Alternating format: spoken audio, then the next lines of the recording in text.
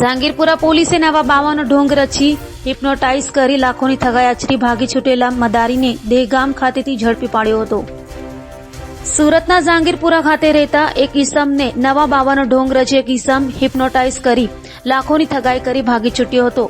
જેની જાણ પોલીસને થતા પોલીસે તપાસ હાથ ધરી હતી અને પોલીસે સીસીટીવી ફૂટેજ તપાસતા એક લક્ઝુરિયસ કારમાં આવેલો ઢોંગી બાબા દેખાતા તેનો પીછો કર્યો હતો અને દેગામથી મદારી કોમના મુખ્ય આરોપીને ઝડપી પાડ્યો હતો.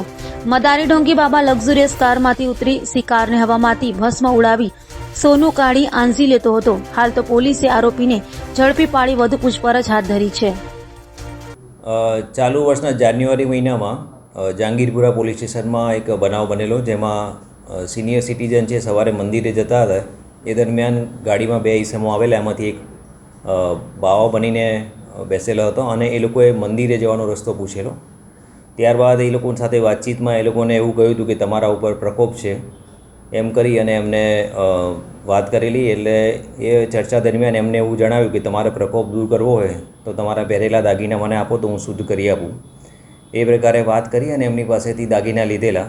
અને એ સમય દરમિયાન આ જે સિનિયર સિટીઝન હતા એ એમને ખ્યાલ નહીં રહ્યો કે એને શું થઈ ગયું છે. એ સમય દરમિયાન આ જે બંને બાવો અને જે ગાડીનો ચાલક હતો એ વાહન અને દાગીના લઈ અને જતા રહેલા હતા. તપાસ દરમિયાન ગાડીના નંબર આધારે જે આરોપી છે એને શોધી કાઢવામાં આવેલો છે અને સહ આરોપી છે એ પકડવાનો બાકી છે. એ પકડાયેલ આરોપી છે એના વિરુદ્ધમાં અગાઉ ગુના નોંધાયેલા છે એવું રેકોર્ડ પરથી જણાઈ આવેલું છે. અત્યારે એ જે તે વખતે 1,47,000 રૂપિયાની કિંમતના એમની પાસેથી દાગીના લઈ ગયેલા છે. અને અગાઉ જે ગુના છે એનું રેકોર્ડ ચેક કરવાનું ચાલુ છે. અમદાવાદમાં એના ગુના છે એવું હાલમાં એણે જણાવ્યું છે.